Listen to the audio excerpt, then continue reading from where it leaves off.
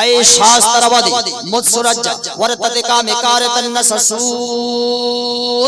আপনাতিনা সুকম না প্রাণগতি। বলা হয় এই শাস্ত্রবাদী, যারা শাস্ত্র কিতাবকে যারা ছেড়ে দিচ্ছ, যারা অ্যাভয়েড করে চলছো, যারা তাদের ধর্মীয় গ্রন্থকে মেনে চলছো না, শ্রীমদ্ ভগবদ গীতা, ঋগ্বেদ, অথর্ববেদ, যজুর্বেদ, এই সব কিছু বেদের কথা, গীতার কথা যারা মেনে চলছো না, তাদের ব্যাপারে বেদ বলছে কি সসুদ্দিম এই শাস্ত্রবাদে মুৎসুরাজ্জা ওয়ারতাতে কামে কারতান না। মন যা যাচ্ছে তাই তুমি করছো। মন চাইছে আজকে একটা বিড়ি টানার, বিড়িটা টেনে দিলে। মন চাইছে আজকে খৈনি খাবার, খৈনি বলে খেয়ে নিলে। মন যা চাইছে তাই তুমি করতেছো। এক কথা মনের মতো করে উঠা বসা করতেছো। হ্যাঁ, মুৎসুরাজ্জা ওয়ারতাতে কামে কারতান না। বেদ বলছে কি সসুদ্দিম মাপনাতে না সুকাম না প্রাণগতি। না ইহ জগতে তুমি মাপ পাবে, না ইহ জগতে তোমার কল্যাণ হবে, আর না পর জগতে, পরকালে তোমার ভালো হবে। ইহকালে তোমার ঠাই হবে না, আর পরকালে বেটা তোমার ঠাই হবে না। তোমাকে আল্লাহ তাআলা ধরবেই ধরবে। যারা মুৎসুরাজ্জা ওয়ারতাতে কামে কারতান না সসুদ্দিম মাপনাতে না সুকাম না প্রাণগতি, যারা নিজের ইচ্ছা মতো যারা কাজ করে থাকে, তাদেরকে অবশ্যই আল্লাহ পাক ধরবেন, ধরবেন অবশ্যই। কথা বেদ দিচ্ছে।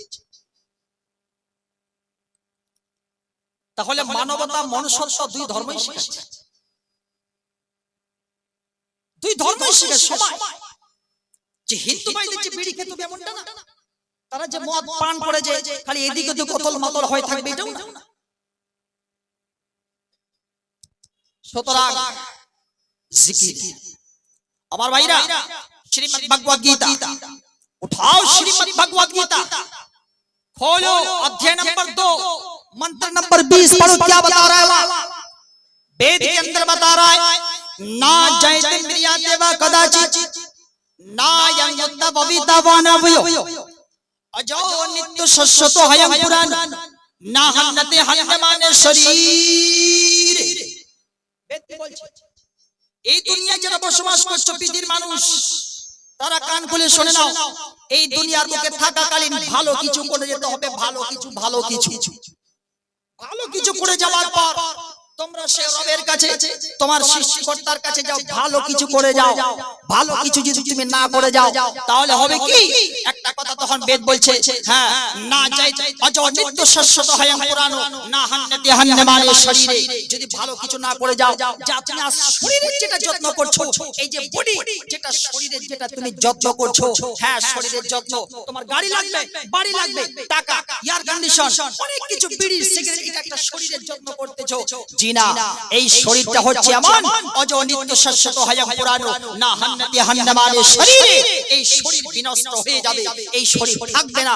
শরীর বিনষ্ট হয়ে গেলেও না হান্নাতি হান্নামানে শরীরে, কিন্তু রূহ, আত্মা বলে একটা জিনিস আছে, এই জিনিসটা তোমার কোনোদিন নষ্ট হবে না, হবে না, হবে না। এই কথা বেদ স্পষ্ট। কথা বুঝে আসছে? শরীরটা নষ্ট হয়ে যাবে, তাও তো আমরা 100% sure every person will have to go back to Lord. How many people living in this world, every person will have to taste death. প্রত্যেকটা মানুষ, যত মানুষ আছে পৃথিবীর বুকে, প্রত্যেকটা মানুষকে মরণের মজা চাখতে হবে। আর এই যখনই মরে চলে আসবে, যখন একটা লোক মারা যাবে, তখন তাকে কবরে শুইয়ে দেওয়া হবে। আর যখনই কবরে রেখে দেওয়া হবে, দেখবেন 10 দিন, 20 দিন, 1 মাস পর যখন কবরটা খুলে দেখবেন, সেই জায়গাতে আর লাশ খুঁজে পাওয়া যাবে না, আর লাশ খুঁজে পাওয়া যাবে না। তখন হাড় হাড্ডি বলে কিছু থাকবে, যখন 6 মাস পর খুঁজে দেখবেন হাড় হাড্ডি বলতে আর কিছু খুঁজে পাওয়া যাবে না। তার মানে এই শরীর যেটা আছে, যেটা জিসিম, যেটা আমরা জিসিম পেয়েছি, যেটা আমরা শরীর পেয়েছি, যেটা আমরা বডি পেয়েছি, বডি বডি বডি, এই বডিটা চিরস্থায়ী নয়। তবে এই বডির মধ্যে, এই শরীরের মধ্যে একটা ব্যাটারি আছে, এই ব্যাটারিটার নামই হচ্ছে আত্মা, রূহ। এই রূহ, রুহের খাবার দিতে হবে, রুহের খাবার দিতে হবে। রুহের খাবারটা কি? এই তো আমরা জিসিমের শরীরে তো খুব খাবার দিচ্ছি, একটু করে যাব, জালসার দিকে যাব, ওদিকে যেদিকে দোকান বসে, আল্লাহ পাকের দোকান বসে নাকি মেলা বসে, তা আল্লাহ পাক বেশি ভালো জানেন, আর আপনারাই বেশি ভালো জানেন কি আপনারা বসতে দিয়েছেন আর কি বসেছে। তো সেই জায়গায় যাওয়ার পর আপনি বুঝতে পারে যাবেন, যখন খাবেন সেই জিনিসটা হচ্ছে কি? এটা হচ্ছে জিসমের খাবার, জিসমের। কিন্তু রূহের খাবার হচ্ছে কি? সুবহানাল্লাহ, আলহামদুলিল্লাহ, মাশাআল্লাহ, কোরআনে কারীমের তিলাওয়াত, এই সব কিছু হচ্ছে রূহের খাবার, রূহের খাবার, রূহ। সবচেয়ে বড় কথা মনে রাখবেন, যত মানুষ আছে পৃথিবীর বুকে, যত জিনিস আছে, how many things contained in this world, everything will have to go back to his house. যত দুনিয়ার বুকে যত জিনিসপত্র আছে, প্রত্যেকটা জিনিসকে তার বাড়ির দিকে একদম ব্যাক ফিরে যেতে হবে।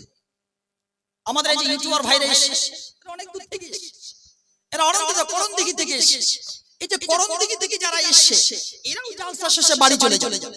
আমরা যারা এসেছি জলসা করতে, বক্তা সাহেবগণ, আমরা জলসা করার পর বাড়ি চলে যাব।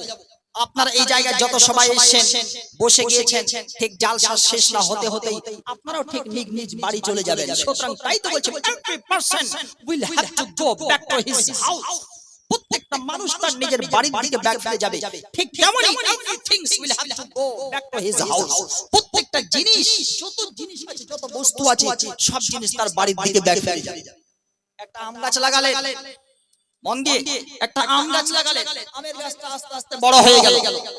আচ্ছা, আমটা যখন পেকে যাবে, মন দিয়ে প্রশ্ন ছুটছে, যখন আমটা যখন পেকে যাবে, পেকে যাওয়ার পর এই আমটা নিচে কেন আসে, উপরে কেন যায় না?